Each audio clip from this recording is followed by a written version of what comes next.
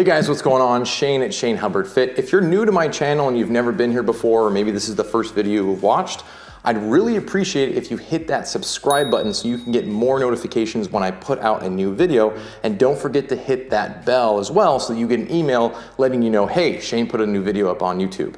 All right, so now that I've annoyed you with my subscription speech, let's go ahead and get into today's topic. Weight loss versus fat loss. Now, most people that say they want to lose weight really want to lose fat, but there's importance in trying to work out the semantics, because when you step on the scale, what you're measuring is your weight, but what you really want to be able to measure is your fat. So for a lot of my clients and people that reach out to me on social media, I say, listen, the scale isn't going to tell you if you're actually losing fat unless you have one of the newer scales that are coming out that have body fat tracking, which is really cool. And if you don't have one, you should definitely go look into some. I might even do a video on some of the scales that I would recommend getting if you're going to get one.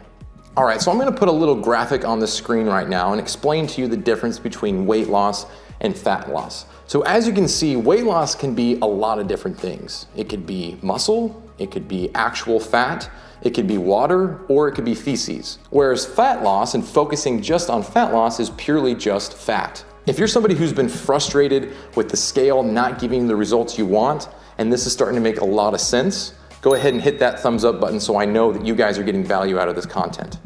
So there's a couple of reasons why focusing on weight loss really isn't going to get you the results that you want. The first reason is that you don't really want to track how much water and how much poop that you lose, because it's not a actual measurement that's ever something you're going to be able to control. You're either going to drink water and gain some weight and then pee it out, and then you're gonna poop and you're gonna lose weight that way. And it's not really a reason to measure your weight. And a lot of times our daily weight fluctuation has a lot to do with those two things, which is the reason why I don't like using the scale that often.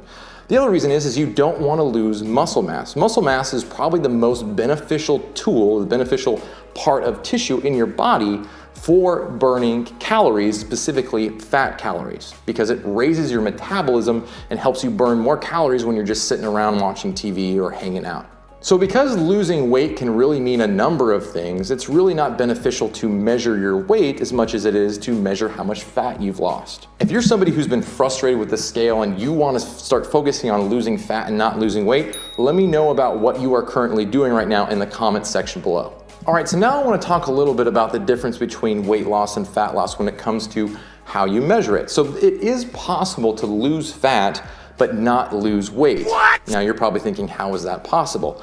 Well, in a lot of instances, if you're doing some type of exercise along with trying to eat healthier foods and you're in a caloric deficit and you're losing fat, there's a good chance that you're actually going to gain muscle and lose fat at equal amounts of interval. So if you gain 3 pounds of muscle, you might lose 3 pounds of fat, which means on the scale that's measuring everything, your weight hasn't changed. But you start to notice that maybe your pants are fitting a little bit better, or maybe your shirts are fitting better, or maybe you're waking up in the morning with a ton more energy. These are all other ways to measure fat loss that don't involve the scale, which only tells you what your total weight is, which is pretty irrelevant if your body composition is really healthy. I have a really good example of this with one of my clients. I was working with her for about a year. She came to me weighing 165 pounds and she wanted to lose weight. Over the course of a year, she didn't lose one single pound, but she dropped her body fat by 7%.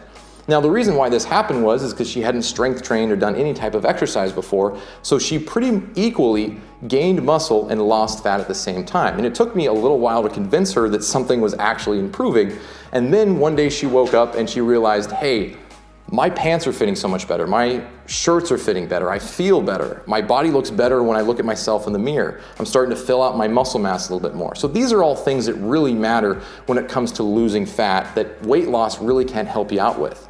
All right, guys, so I hope you enjoyed today's video. If you did, give me a thumbs up. I'd really appreciate it. Let me know what's going on with your own fat loss goals in the comment section below. And as I said before, if you want more information and you want to stay attuned with what I'm going to be doing on YouTube, make sure you hit subscribe, hit that bell so you get notified when I upload a new video, and stay tuned for more videos coming soon.